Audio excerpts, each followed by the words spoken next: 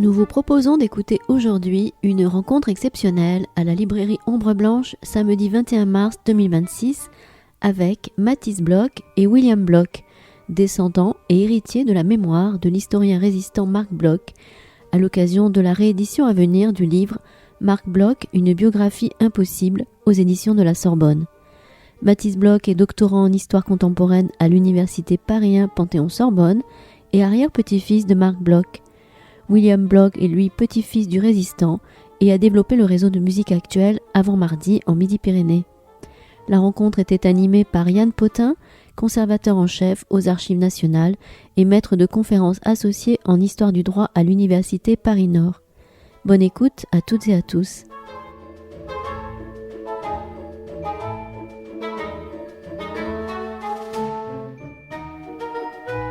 Bonjour à toutes et à tous, merci d'être venus aussi nombreux et nombreuses à cette rencontre un peu particulière avec nos deux invités du jour, à savoir Mathis Bloch et William Bloch, descendants de Marc Bloch. On a eu cette idée, en tout cas William, une proposition de rencontre autour d'une réédition qui va arriver bientôt, en mai, vous l'avez également ici, voilà la nouvelle édition, de Marc Bloch, une biographie impossible qui était sortie en 1997, écrite par Étienne Bloch, donc votre père, tout à fait, c'est ça, et qui sera publiée aux éditions de la Sorbonne en mai. On espérait pouvoir la voir aujourd'hui, mais c'est les aléas de l'édition aussi.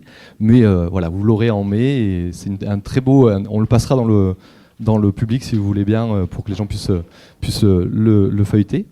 Et juste un mot pour dire donc, que Mathis Bloch, en plus d'être l'arrière-petit-fils de Marc Bloch et lui-même doctorant en histoire contemporaine, oui c'est ça, tout à fait. Et William a travaillé longtemps pour le réseau de musique actuelle Avant Mardi, c'est ça, Avant Mardi. Et donc voilà, je vais vous laisser la parole et je vous remercie pour ce moment d'échange autour de la mémoire et de l'héritage, de la transmission de Marc Bloch. Merci beaucoup. Bien, avant toute chose, merci beaucoup d'être présents aussi nombreux aujourd'hui pour Marc Bloch, pour cette double conférence. D'abord cette première conférence qu'on va animer avec William, mon oncle, puis ensuite pour celle de mon ami Yann Potin, qui présentera le grand livre au Seuil qu'ils ont dirigé avec Florian Mazel sur Marc Bloch. Et merci évidemment à la librairie Ombre Blanche de nous accueillir aujourd'hui. Donc cette conférence, elle va porter sur Marc Bloch. Alors peut-être première question toute bête tout d'abord, qui est Marc Bloch ? Marc Bloch, c'est l'alliance d'une vie assez exceptionnelle, marquée par les 2 guerres mondiales, et une œuvre scientifique très importante. Ici, on a les 4 livres qui ont été publiés de son vivant, voilà, donc respectivement Roi et Serre en 1920, Le Roi Thaumaturge en 1924, Les caractères originaux de l'histoire rurale française et La société féodale en 1939-1940. Ces 4 livres d'historiographie, des livres d'histoire, histoire médiévale principalement, mais pas que, très importants aujourd'hui encore dans l'historiographie française et internationale. Marc Bloch, c'est aussi un historien majeur du XXe siècle, aussi connu pour les Annales d'histoire économique et sociale, sa revue qu'il fonde avec Lucien Febvre, que vous avez juste là. Lucien Febvre, son ami, avec qui ils vont fonder une revue en 1929, Les Annales, qui va être amenée à, plus tard, marquer durablement l'historiographie française. Elle a fait rayonner dans le monde entier. Encore aujourd'hui, c'est une des revues en sciences sociales les plus lues et les plus citées. Et puis, aussi, surtout connu pour 2 livres. Un livre de témoignages, L'étrange défaite, qu'on aura l'occasion d'évoquer en long et en large aujourd'hui, et un livre d'introduction à l'histoire, on pourrait dire, en tout cas de présentation de son métier, le métier d'historien, Apologie pour l'histoire au métier d'historien, 2 livres posthumes publiés après sa mort en 1944, et 2 livres qui, encore aujourd'hui, se vendent encore énormément et sont énormément cités. Alors L'étrange défaite, surtout en France, à vrai dire, et Apologie pour l'histoire, énormément à l'étranger, notamment en Amérique latine. Marc Bloch, ce n'est pas qu'un historien, c'est aussi un guerrier, un résistant, un combattant. Donc une première guerre, Marc Bloch il est déjà pris dans la Première Guerre mondiale, remarquable, où il commence sergent et finit capitaine. Et puis Marc Bloch, c'est aussi une mobilisation à sa demande en 1939, donc, alors qu'il a 6 enfants, 53 ans, il a une polyarthrite handicapante. C'est le plus vieux capitaine de l'armée française, comme il se définit alors. Et puis, c'est surtout l'engagement total dans la résistance. Alors d'abord à Montpellier, résistance, on pourrait dire, intellectuelle. Et puis, à partir de mars 1943, une résistance totale à Lyon, dans la clandestinité, où il occupera des fonctions importantes au sein des murs, les mouvements unis de la résistance, notamment au début au sein du mouvement franc-tireur. Marc Bloch est arrêté le 8 mars 1944, torturé par la Gestapo et finalement assassiné, massacré à Saint-Dizier-de-Formans le 16 juin 1944, après 3 mois de torture à Montluc. La question qu'on va quand même se poser aujourd'hui, c'est, avec une vie et une œuvre si importante, un engagement aussi important, finalement, peut-être qu'on peut se demander pourquoi il est entré au Panthéon que maintenant. Si Marc Bloch est c'est cet historien révolutionnaire, si Marc Bloch est cet résistant héroïque, pourquoi 82 ans pour panthéoniser Marc Bloch ? Au-delà de la vie même de Marc Bloch, au-delà de son existence, il y a aussi un travail de mémoire, un travail de transmission, un travail d'héritage. C'est ce travail-là dont je vais vous parler aujourd'hui. En fait, je vous parle de Marc Bloch à travers ce travail-là, notamment à travers une histoire donc, des livres de Marc Bloch, et principalement d'un livre, juste ici, La biographie impossible, amené à être réédité très prochainement, je l'espère. Mais si c'est bon, en mai, il faut que je rende mon texte, tout simplement. Et puis, une histoire aussi des témoins et des témoignages, et notamment avec mon oncle Williams qui va nous évoquer aussi cette histoire de la transmission. Et l'histoire du livre et de cette mémoire, elle prend donc forme autour aussi de son auteur, Étienne Bloch, donc le père de Williams, mon grand-père, et le grand-père de pas mal de personnes dans la salle en fait. Étienne Bloch que vous avez ici, donc fils aîné de Marc Bloch, qui va porter sa mémoire pendant 70 ans jusqu'à sa mort en 2009. Étienne Bloch, le magistrat, résistant, j'ai mis ici une photo de lui dans son char, il était membre de la 2e DB. Et puis, auteur de nombreux ouvrages, de recueils d'ouvrages sur Marc Bloch, et puis de cette biographie impossible. Figure centrale des vies posthumes de Marc Bloch. Et avant de rentrer plus dans le détail de qu'est-ce que la biographie impossible et qui était Étienne Bloch, peut-être que Williams va pouvoir se présenter et nous parler un peu de son père, qu'il a quand même mieux connu que moi, mine de rien. Oui, disons que moi j'ai beaucoup travaillé sur les musiques actuelles en région.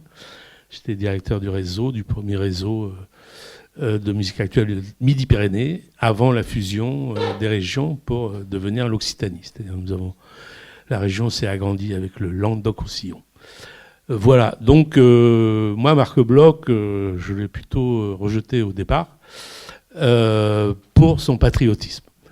Parce que moi je suis de la génération post-68, pas 68 ans, mais post-68, et donc on avait un rejet de la guerre, on était pacifiste, on était peace and love, hippie, et on était contre la guerre tout court, et je ne comprenais pas toujours le patriotisme de mon grand-père, et de mon père aussi, puisque mon père il s'est enfui en Espagne, il a rejoint la 2e DB en Angleterre, il a fait le débarquement, tout ça. Et donc, petit à petit, j'ai dû me forcer, pas me forcer, mais j'ai eu envie de mieux connaître mon aïeux. Et donc, je me suis mis à lire l'ensemble de ses livres pour comprendre un peu, qu'est-ce qui l'a poussé à être patriote, mais pas nationaliste, attention. Il était patriote, il défendait son pays, la France. Pourtant, il était juif de tradition familiale juive très, très fortement, avec son père, etc. Mais il était athée, il revendiquait son athéisme. Par contre, comme il disait, je suis juif uniquement devant un antisémite.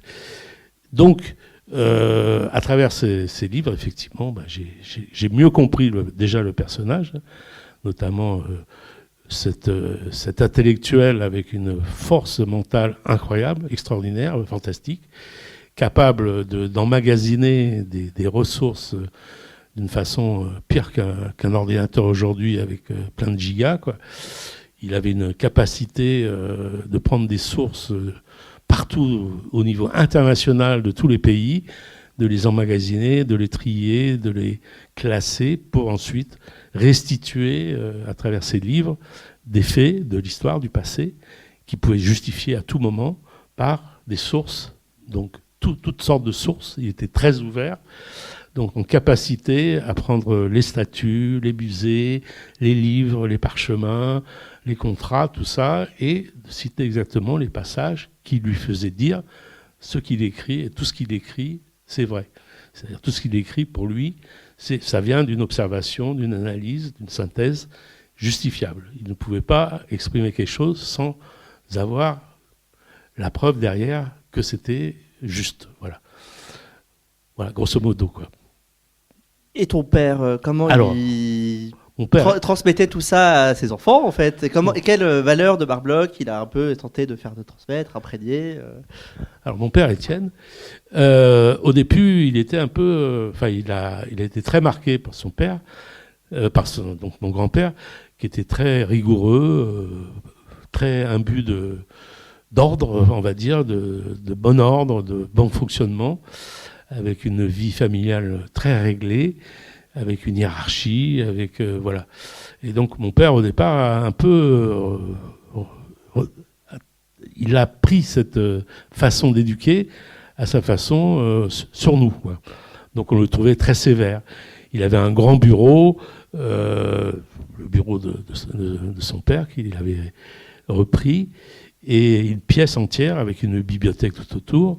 Et quand on allait dans son bureau, c'est qu'on était puni.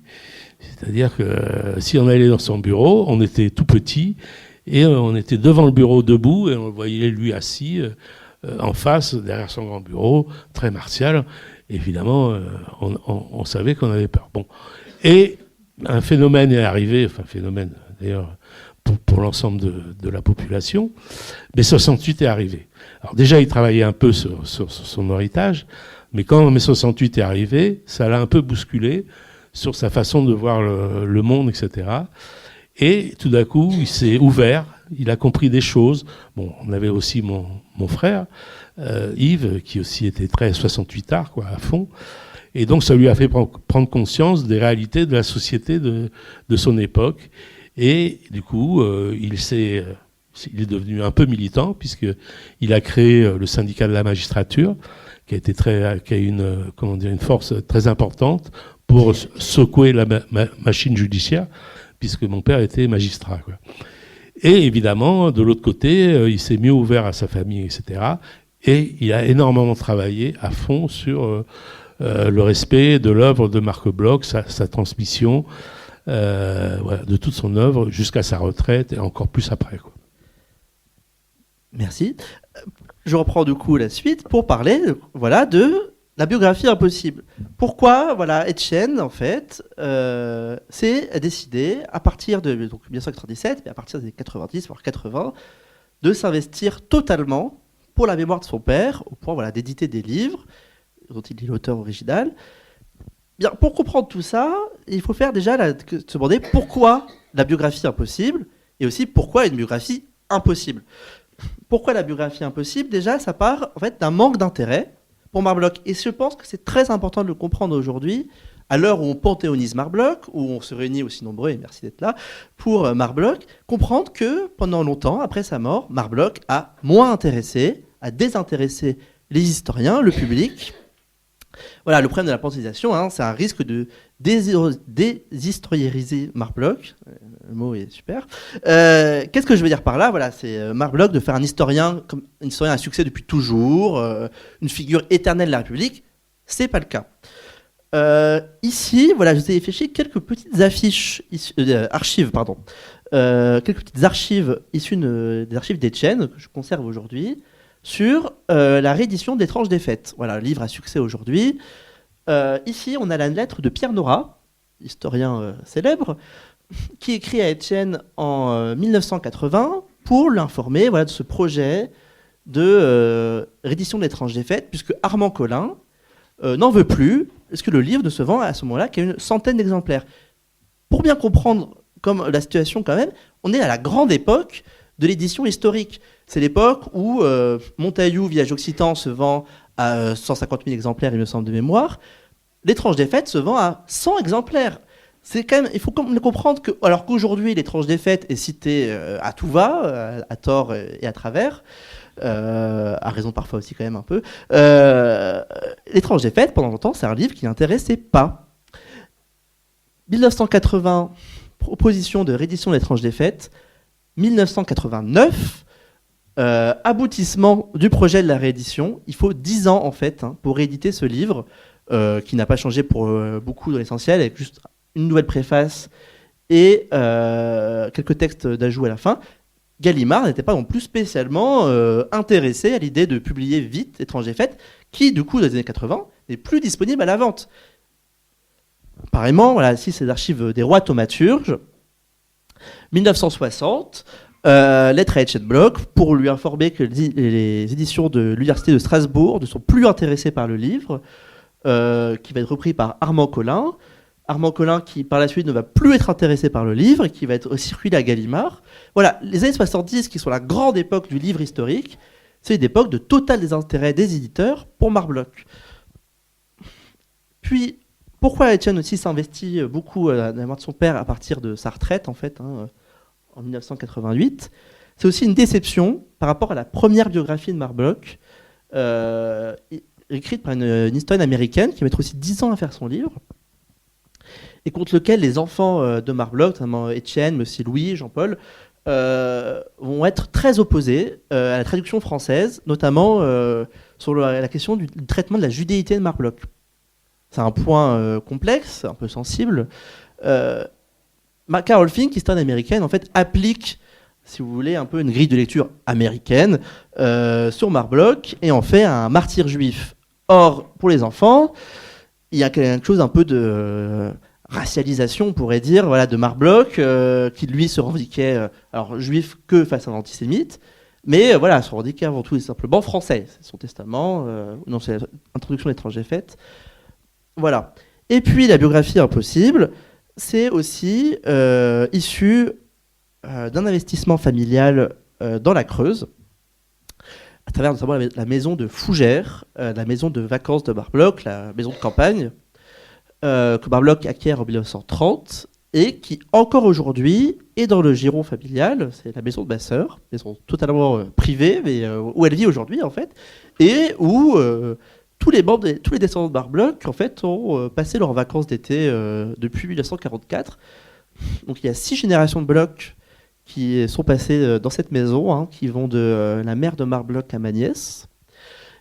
Et cette maison, c'est, si vous voulez, pour la famille Bloch, c'est l'héritage le plus palpable, le plus concret qui nous reste de Marc Bloch. Étienne, en fait, dans les années 90, va lancer une association, l'association Marc Bloch, qui va se charger de rééditer, d'éditer et de faire travailler sur Marc Bloch un certain nombre d'historiens. C'est l'alliance entre des historiens et la famille, et des acteurs institutionnels qui se situent, pour l'essentiel, dans la Creuse. C'est intéressant parce que cette association Marc Bloch, elle va notamment mettre en place une exposition, la première exposition sur Marc Bloch, en 1990, 45 ans après sa mort. Et cette exposition, elle va être financée par le Conseil général de la Creuse, la mairie du Bourdan, le village de Creuse avec moins de 1000 habitants, où Marc Bloch avait sa maison. Et cette exposition, si vous voulez, par exemple, elle ne va jamais circuler à Paris avant les années 2000. Elle va circuler à Rennes, à Strasbourg, à Aix-en-Provence, malheureusement pas à Toulouse pour des raisons complexes, mais je ne reviens pas là-dessus, et pas à Paris. C'est intéressant pour comprendre aussi quand Marc Bloch réémerge dans les années 90 par la Fougère, et l'association Marc Bloch est basée en Creuse, déclarée à la préfecture de Creuse. C'est une histoire creusoise aussi, l'association Marc Bloch. Et ce livre-là, Si je vous parle de tout ça, c'est parce qu'il va être édité dans une petite maison d'édition, Culture et Patrimoine en Limousin, qui n'existe plus aujourd'hui, qui a fait faillite, une maison associative. Et c'est aussi une preuve que les éditeurs, dans les années 90, si vous voulez, n'ont pas un intérêt grandissant pour Marc-Bloch, mais pas encore déterminant. Et il faut passer par une maison associative et par le fils pour que cette histoire de Marc-Bloch, une histoire d'édition, elle se fasse. C'est intéressant, tout cela évidemment, car pour la réédition de la biographie impossible, aujourd'hui, à l'heure de la publication, vous allez voir dans les semaines à venir un nombre impressionnant de livres qui vont sortir sur Marc-Bloch. Je pense qu'il y en aura plus d'une quinzaine, vingtaine. Tout cela aurait été inimaginable il y a 30 ans. Alors la portalisation aide aussi, évidemment. Mais je pense qu'il y a 30 ans, le Seuil n'aurait pas publié un livre sur Marc-Bloch, ou en tout cas pas ce livre-là, et pas dans ces conditions-là. Pourquoi, dans un deuxième temps, la question c'est aussi pourquoi impossible cette biographie ? Pourquoi elle serait impossible cette biographie ? Pourquoi une biographie impossible ? Tout cela, ça part déjà d'une mémoire défaillante, de celle d'Étienne, mon grand-père, qui, en apprenant la mort de ses parents, sa mère aussi, un décès de Simone Vidal, décède 2 semaines après Marc-Bloch, enterré dans une fosse commune sous un faux nom. La famille n'a jamais récupéré son corps.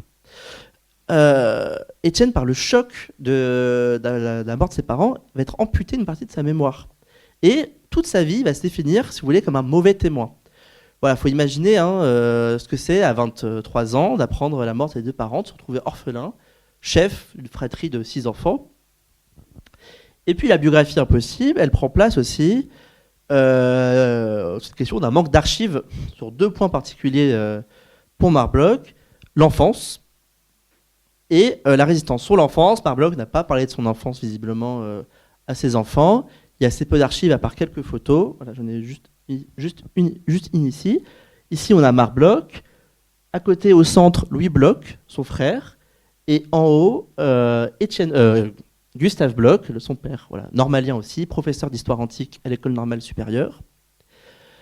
Marc-Bloch, Étienne, en tout cas, n'a pas de traces vraiment de l'enfance de Marc-Bloch, mis à part quelques bulletins scolaires, tout à fait brillants, que je vais vous montrer juste après. Tout cela n'aide pas à comprendre le fondement de l'enfance de Marc-Bloch, les rapports qu'il entretient avec son père, mis à part une citation qu'on a au début des Rois thaumaturges, tout ce qu'on a. Et puis l'autre point de la vie de Marc-Bloch sur lequel on a très peu d'archives, c'est la résistance. Alors là, pour des raisons très différentes. Évidemment, la résistance, par définition, la clandestinité, le principe, c'est de ne pas laisser d'archives ou très peu. Ce qui fait que pendant très longtemps, on a du mal à savoir précisément ce qu'a fait Marc-Bloch pendant la résistance, et on doit se baser sur des témoignages soit d'après-guerre, mais qui ont un problème un peu de vouloir trop héroïser Marc-Bloch et d'avoir créé quelques petites légendes urbaines, sur lesquelles je reviendrai peut-être. Et puis, après, l'autre phénomène, c'est ces témoins qui, une fois qu'ils découvrent qu'ils ont résisté avec Marc-Bloch, et surtout qui était Marc-Bloch, vont modifier leur témoignage, vont venir témoigner 30 ans après, et Marc-Bloch, c'est lui-même qui l'écrit, un historien sérieux doit faire la critique du témoignage. Marc-Bloch aussi est un méthodique sur ce point-là. Puis pourquoi une biographie impossible ? C'est évidemment aussi l'exigence d'un fils, Étienne, qui fait véritablement œuvre d'historien. C'est Jacques Le Goff qui l'écrit dans la préface du livre. Étienne, c'est quand même intéressant. Étienne, il voulait faire historien, d'ailleurs, c'est intéressant quand il était jeune. Il écrit à Marc-Bloch. Marc-Bloch, c'est des lettres qui ont été publiées, c'est les lettres de la drôle de guerre, donc il lui écrit quand Marc-Bloch est au front. Marc-Bloch lui explique que ce serait génial, s'il serait très doux s'il faisait ce métier, mais il doute qu'il en soit capable, parce qu'il n'a pas assez bonnes notes à l'école. Marc-Bloch, père très attentif, père très sévère aussi. C'est toute la complexité du personnage. En tout cas, Étienne se fait en fait presque historien pour faire parler la mémoire de son père. C'est intéressant de chercher, de voir que pour lui, la mémoire et la transmission se fait par l'application dans sa vie, dans son travail de mémoire, des principes portés par Marc-Bloch dans toute sa vie. Vous écoutez Mathis Bloch et William Bloch lors d'une rencontre à la librairie Ombre Blanche, samedi 21 mars 2026, autour de la figure de Marc Bloch.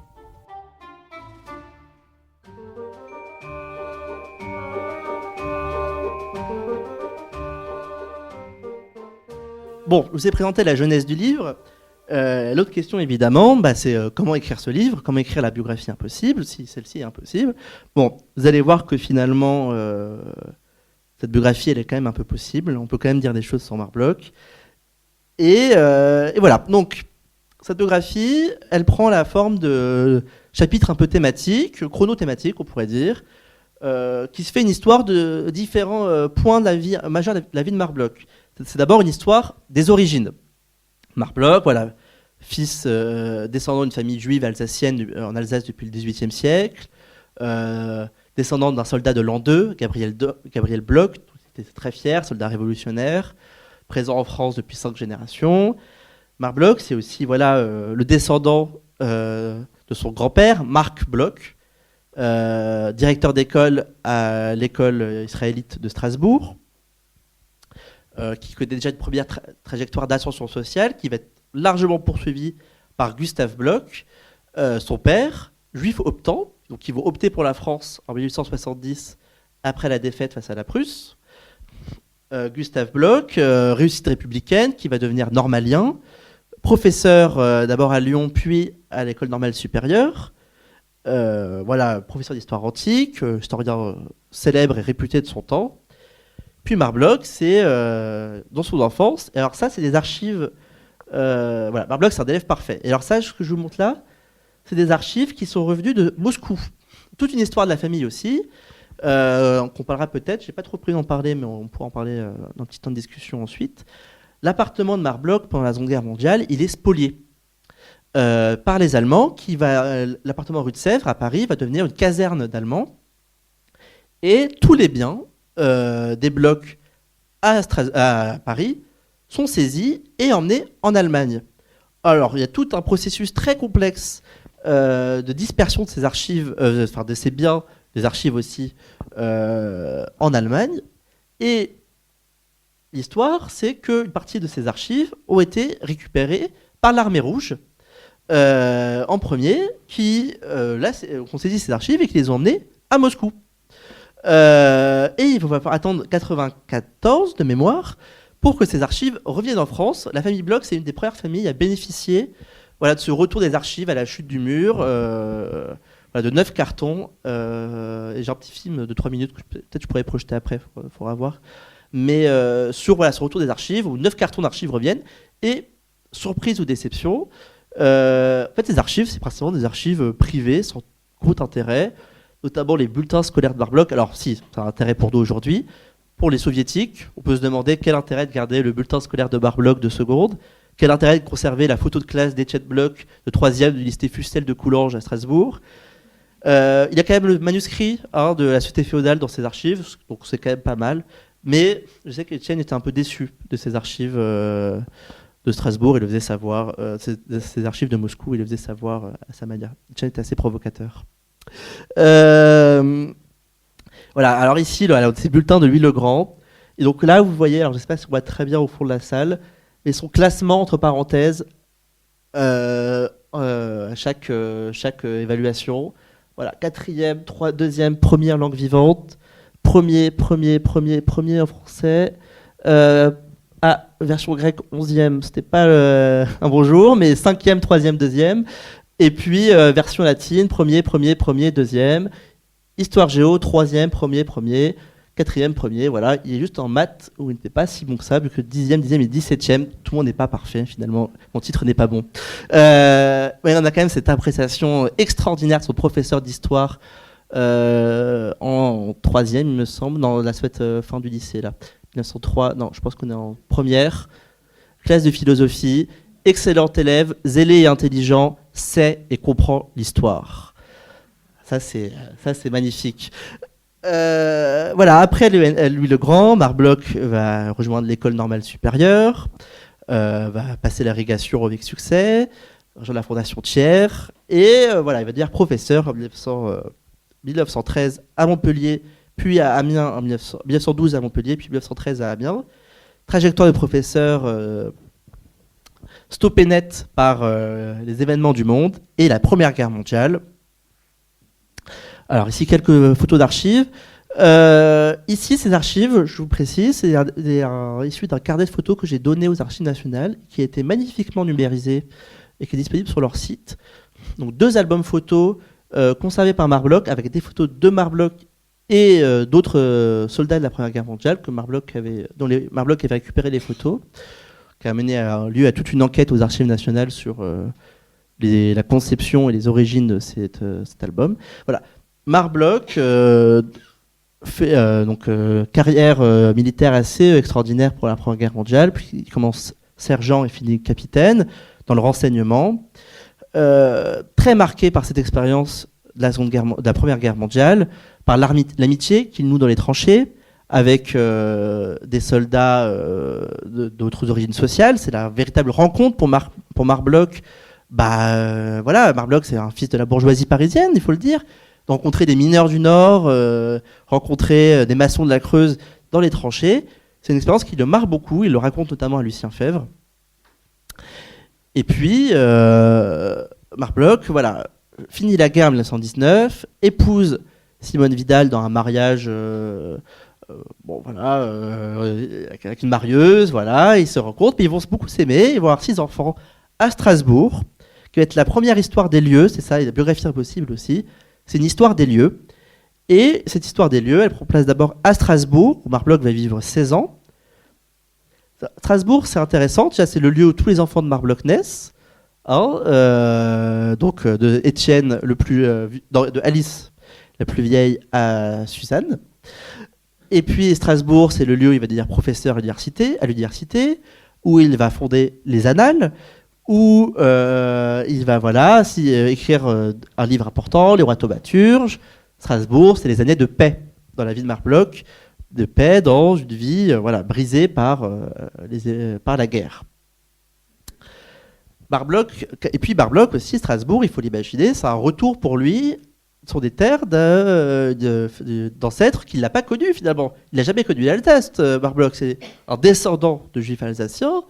Mais lui est né à Lyon, et puis en fait, Marc Bloch, c'est un Parisien, pur jus, il a grandi toute sa vie à Paris, et d'ailleurs, à partir de la fin des années 20, il va essayer de tout tenter pour rejoindre Paris, notamment à partir d'une candidature au Collège de France, qui vont échouer pour des raisons complexes, certainement liées à l'antisémitisme un peu ambiant, mais de l'époque. Et puis, Marc Bloch, notre histoire, c'est Paris. Et alors là, William, il faudrait que tu nous parles de l'appartement rue de Sèvres, qui Marc Bloch acquiert en 1936. Et cet appartement rue de Sèvres, ici on a une photo de la bibliothèque de Marc Bloch. Alors ça, je me suis trompé, merde, parce que c'est la photo de Strasbourg. Donc, pas la bonne photo de Paris, mais je suis trompé dans le diapo dans le train, j'étais mal réveillé. En tout cas, William, toi, tu es allé à rue de Sèvres, puisque cet appartement, la fille de Marc Bloch, Alice, va y vivre pendant plus de 30 ans après la mort de ses parents, et va vivre dans ces lieux hantés par par l'absence de ses parents. Oui, c'est un lieu assez magnifique, dans le sens où c'est un lieu art déco, un des premiers à Paris, très en hauteur, et lui, il habitait tout en haut. Et il avait un duplex, c'est-à-dire qu'il avait 2 étages, et ses bureaux étaient au 2e étage. Et l'appartement était très beau, il avait des balcons arrondis, et on voyait tout Paris. Et ça me fait drôle, parce que ce bureau-là, c'était le bureau et le fauteuil aussi. Ah oui, les meubles sont les mêmes. La photo est quand même un peu exacte. Que mon père avait dans son bureau à lui. Voilà, et c'était au-dessus de l'hôtel Lutetia, tu m'as dit, hein. Au-dessus. C'était dans le même immeuble. Oui, c'est le même immeuble. Alors, au-dessus de la piscine du Lutetia, la piscine du Lutetia fait l'angle. Voilà. Et pareil, une décoration magnifique. Et donc, on y allait de temps en temps voir ma tante, Alice, quoi. Et on n'a pas compris le jour où elle est partie, elle l'a vendu. Alors que c'était un appartement vraiment en plein cœur de Paris, c'est Babylone. magnifique, et elle est partie pour prendre un appartement dans une tour à Beaugrenelle, voilà, les nouvelles tours du 15e. Tour du Beaugrenelle. C'est le drame familial. Tout en haut, je ne sais plus quel étage, un étage où on ne pouvait pas ouvrir les fenêtres, parce c'était des fenêtres qui n'étaient pas ouvrables. Donc quitter cet appartement de rue de Sèvres pour aller là-bas, on n'a pas compris. Voilà, ça m'est resté dans les mémoires, même si je n'ai pas vraiment bien connu cet appartement, j'y ai pas vécu, mais voilà, pour la beauté de cet appartement. Et Alice, en fait, les filles de Marc-Bloch, était jardinière d'enfants, elle a un peu fait office de nourrice pour des générations de petits-enfants de Marc-Bloch, 11 petits-enfants, Marc-Bloch en a eu finalement. Et Alice, moi je ne l'ai pas connue malheureusement, mais... Notamment à Fougères, pendant longtemps, quand on était très enfant, c'était la maîtresse, quoi. Et elle était très sévère, elle avait une méthode d'éducation très ancienne. Et évidemment, au fur et à mesure qu'on a grandi, et en plus c'était l'époque pré-mai 68, où on a remis en cause son autorité d'une façon assez violente, qu'elle n'a pas compris d'ailleurs. Et après, ça allait mieux, puisqu'elle a arrêté de essayer de nous faire la morale. Voilà. Mon père était traumatisé par Alice. Il me disait que... oui, à mon père décédé, mais les enfants... Oui, Étienne a eu trois enfants très proches, frères, Étienne, François, Yves et Alain. Et mon père m'a raconté vraiment beaucoup de fois cette anecdote de Alice qui prend François et qui dit « Oh, toi, tu es le plus beau ». Après, elle prend William, elle lui dit « Oh, toi, tu es le plus mignon », c'est le plus jeune. Et puis mon père, il lui a dit « Toi, tu es le plus laid ». Et alors, quand même, étonnamment, c'est intéressant que tu dises qu'elle était très dure, etc., parce que j'ai découvert dans les archives, dans ce que disait Étienne, qu'Alice avait été formée à la méthode Montessori. Elle a oublié, oui.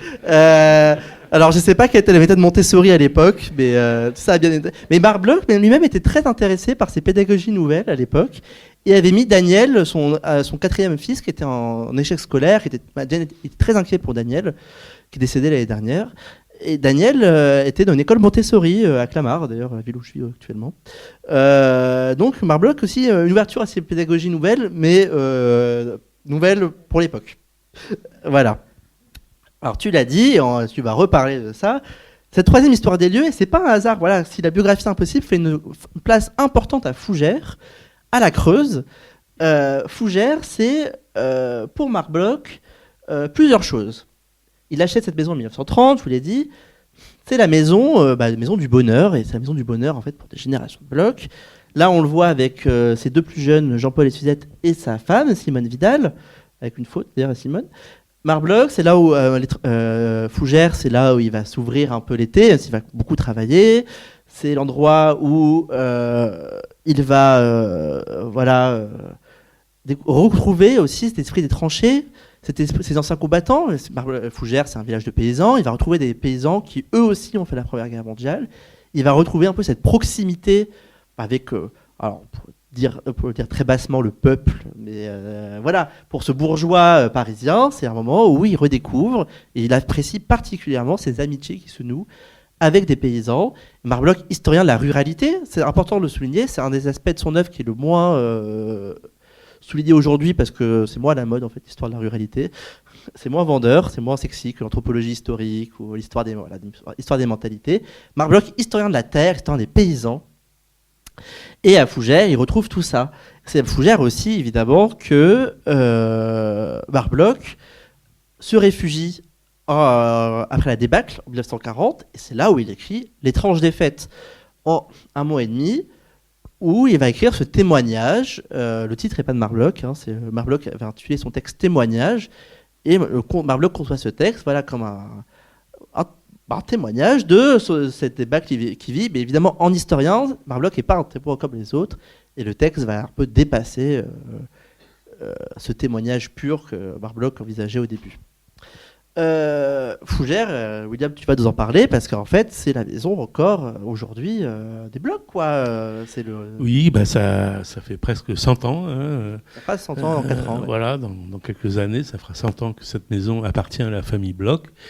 Et c'est vrai que ce lieu nous a beaucoup marqué, puisque moi, j'y ai passé toute mon enfance. Dès que l'été arrivé, mon père et mes frères, tout ça, on partait en voiture. On avait une 404 break et on partait à Fougères. Et on passait tout l'été à Fougères. Et donc ça a duré pendant des années et des années. Et donc c'était un lieu mémorable pour nous puisque en tant qu'enfants, on était amis avec les enfants du coin aussi. On faisait des grandes balades à vélo. On a tout fait là-bas. C'était un espace de découverte du monde, mais du monde naturel, à la fois animal, les rivières, les poissons, les oiseaux. Voilà. Et on partait tous ensemble la journée. Il n'y avait pas de soucis. C'était au milieu des champs, etc. Et dans cette maison qu'on a vue tout à l'heure, qui est très belle, un petit manoir, quoi, il y avait une cloche qui était attachée au-dessus de l'entrée.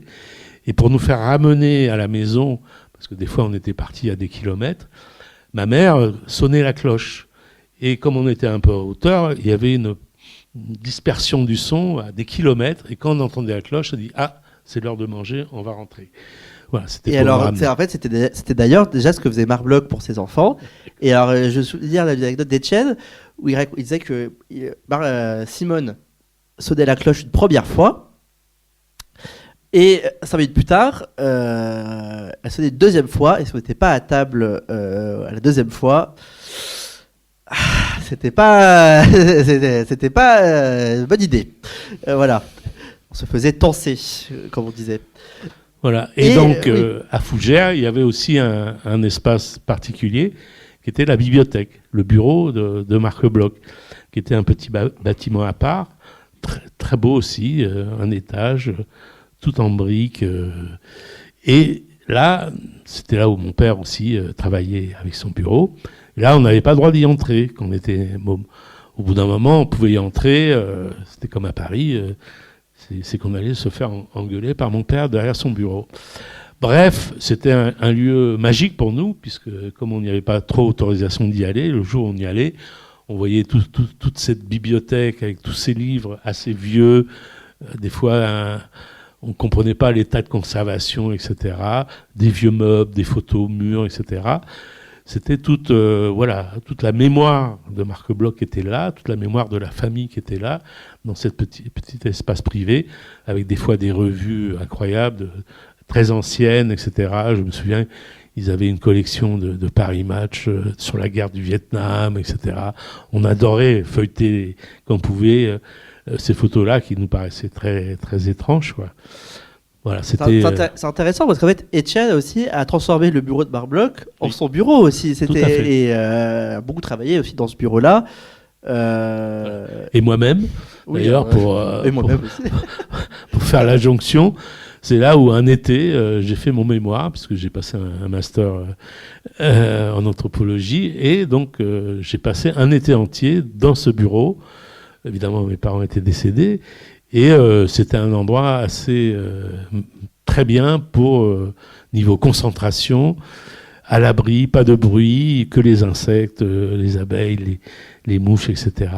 C'était très très très intense, très fort pour justement travailler sur un livre, enfin une rédaction. Fougères, c'est aussi intéressant quand même au niveau de la transmission, car c'est un endroit qui a beaucoup marqué en fait les enfants, les petits enfants. C'est intéressant parce que, tout à l'heure, il s'avère que je suis historien, mais finalement, il y a très peu de personnes qui ont fait des études d'histoire dans le descendant de Marc Bloch. On n'est que 3, mon père, ma cousine Alexiane et moi. Il n'y a que moi qui ai poussé le vice jusqu'à en faire mon métier, mais il y a beaucoup plus, en fait, d'agriculteurs dans les descendants de Marc Bloch. Et c'est étonnant parce que la famille Bloch, c'est évidemment une famille juive, c'est une famille qui n'a pas de terre, et c'est une famille qui n'a pas de tradition d'agriculteur. C'est très rare, ces familles qui, au XXe siècle, deviennent agriculteurs et où beaucoup aussi ont des rapports à la terre. Ma sœur Elsa, qui vient à Fougères aujourd'hui, était maraîchère. Elle l'est toujours encore un petit peu aujourd'hui, il me semble. La fille de Vivette, elle travaille beaucoup sur les plantes, etc. Marc Bloch a transmis à ses enfants aussi ce rapport à la terre qui est pas intéressant, je pense, quand même, pour questionner les transmissions, les héritages au sein de la famille de Marc Bloch. Oui, juste pour finir, ce rapport à la terre, on l'avait sur place, puisque à l'époque, moi j'ai connu encore les chars à bœufs où on grimpait dessus et Ça te rajeunit pas. pour aller au champ, on passait par le bœuf et on piquait les bœufs avec des grands pics qu'on aimait bien, nous, tac, tac, tac. Voilà. Après, on participait aux batteuses. C'était pas les moissonneuses batteuses, c'était les batteuses qui allaient de ferme en ferme. Donc, on nous forçait à porter des pailles qu'on avait du mal à porter, tellement elles étaient lourdes pour la batteuse. Et c'était la fête à chaque fois, puisque dans les fermes, tous les paysans du coin venaient. Et évidemment, ils mangeaient ensemble. Dans la grange, il y avait des grandes tablées. Des fois, on était invités à manger. Et je me souviens toujours où, à un moment donné, avec la soupe, le paysan à côté, il mettait du vin dans la soupe pour qu'on boive. Alors nous, enfants, on trouvait ça bien, mais pas toujours très bon pour la santé. Voilà. Et puis, pour finir, quand même, et puis en fait, ça va ouvrir sur notre discussion collective sans suite. La biographie impossible, c'est aussi une histoire des hommages à Marc Bloch. Et sur ce point-là, c'est quand même un document historique assez extraordinaire, puisqu'on peut voir en 97 où sont les hommages à Marc Bloch. Et vous verrez que finalement, on n'en est pas par rapport à aujourd'hui. On compte à l'époque 4-5 rues Marc Bloch en France. On compte deux lycées Marc Bloch à l'époque. Quelques collèges, notamment celui de Bonnat. Non, même pas celui de Bonnat à l'époque encore. Bonnat, village en Creuse voisin de Fougères. Et puis on voit qu'en fait, Marc Bloch est plus célébré à l'époque à l'étranger, et notamment en Amérique latine. Exemple typiquement, pour 1986, pour le centenaire de la naissance de Marc Bloch, en France, on ne retrouve des mobilisations qu'à l'université, qui va être donné un colloque, qui fera des actes d'un colloque, ce qui je ne qualifierais pas d'une mobilisation populaire pour Marc Bloch. Malgré tout le respect que j'ai pour l'université, hein, j'en fais partie, donc je sais ce que c'est aussi de faire des actes d'un colloque. Au Venezuela, typiquement, 15 jours de célébration nationale pour Marc Bloch, autour notamment, et alors ça c'est très intéressant aussi au Venezuela, porté notamment par un historien célèbre là-bas, Federico Blito, qui est en fait le conseiller scientifique d'Hugo Chavez. C'est très intéressant de voir qu'au Venezuela, et en fait en Amérique latine, Marc Bloch circule beaucoup dans les valises des marxistes, ou en tout cas des historiens proches du marxisme, etc. Là où en France, assez peu, même très peu en fait à vrai dire, les marxistes s'opposent beaucoup à l'école des annales, comme ils l'appellent. Et puis, en France, les récupérations de Marc Bloch, elles vont plutôt venir en fait de la droite et de l'extrême droite à partir des années 2000, fin des années 90, début des années 2000. C'est le paradoxe de Marc Bloch qui, en France, va être surtout célébré pour l'étrange défaite et pour son patriotisme, là où à l'étranger, ça va être véritablement l'historien, et il va être attaché parfois au marxisme, ou à des mouvements de gauche, etc. Alors Marc Bloch est un homme de gauche, c'est aussi un homme d'ordre, on pourrait qualifier un homme de centre-gauche, je pense qu'on pourrait dire aujourd'hui. Voilà. En tout cas, ni marxiste, ni... il s'oppose beaucoup aux historiens de droite de l'époque, d'ailleurs, Bainville, Maurras, avec qui il s'écharpe notamment dans l'apologie pour l'histoire. Tout cela amène quand même à cette question un peu conclusive, qui va ouvrir notre discussion, si vous voulez bien. C'est, si vous voulez, aujourd'hui, quelle mémoire, quelle histoire pour Marc Bloch, et puis quelle panthéonisation pour Marc Bloch. Si vous voulez, pour poursuivre la biographie impossible, on peut tirer le fil. L'association Marc Bloch, qui a porté le livre aussi, a disparu aujourd'hui, a échoué. Les relations avec les historiens se sont complexifiées. Fougères, qui était prévu pour devenir un centre de recherche sur Marc Bloch, d'histoire comparée, le projet n'a jamais vu lieu. En raison d'un changement de majorité au conseil départemental moins vendeur, mais en fait c'est ça aussi la réalité de cette histoire, c'est que l'époque est très dépendant des contextes institutionnels. Étienne, après la biographie impossible, va continuer à publier des livres sur Marc Bloch. Alors je les ai pas mis, mais on trouve 2 recueils qui sont difficiles à trouver, Histoire et historien et Terre et paysans chez Armand Collin. Et puis surtout le Quarto, que à défaut dans la biographie impossible aujourd'hui, que je peux que vous conseiller, puisqu'il reprend en fait les 2 ouvrages ci présents, ainsi que de nombreux articles sur Marc Bloch, sa biographie, sa chronologie et de nombreux textes. Le Quarto, c'est l'ouvrage le plus complet réalisé sur Marc Bloch, édité par Etienne Bloch et Annette Baker. Et puis évidemment les sorties sur Marc Bloch aujourd'hui éditoriales. Alors, on va compter, voilà, je disais en introduction, plus d'une vingtaine. Vous avez la chance aujourd'hui d'avoir le livre le plus sérieux qui va sortir sur Marc-Bloch avec Yann Potin. Je l'introduis bien là, je veux pas qu'il soit à la hauteur. Et voilà, tout ça amène quand même cette question de la mémoire, de quelle panthéonisation aujourd'hui. Et tout cela, c'est une histoire à écrire. Marc-Bloch n'est pas le premier résistant à entrer au Panthéon, c'est le premier historien. C'est aussi forcément ce dialogue entre la mémoire et l'histoire, dialogue connu, avec Pierre Nora qu'on a évoqué tout à l'heure. Qu'est-ce que c'est qu'un historien qui rentre au Panthéon ? À quoi ça appelle ? Est-ce qu'on peut faire un devoir de mémoire d'historien ? Est-ce qu'il n'y a pas un devoir d'histoire aussi ? Moi, voilà, la crainte que j'aurais avec cette panthéonisation, en tout cas, c'est de Marc-Bloch soit passéisé, que soit considéré comme une figure un peu passée, à célébrer, mais finalement, merci Marc-Bloch, et puis, bon, on passe à autre chose. Non, Marc-Bloch est une figure importante qu'on peut continuer encore à aider aujourd'hui, qui nous stimule encore aujourd'hui, qui nous permet de mieux vivre, parce que c'est ça l'histoire pour Marc-Bloch, guider l'action, et puis, à défaut, permettre de mieux vivre. Et cette panthéonisation, en tout cas, pour nous, elle doit mener aussi à ça, à cette place de l'histoire dans la société et dans nos vies à tous. Voilà, simplement pour conclure rapidement. Non, mais on peut débattre un peu si vous avez des questions. En tout cas, merci beaucoup pour votre attention. On peut applaudir, oui.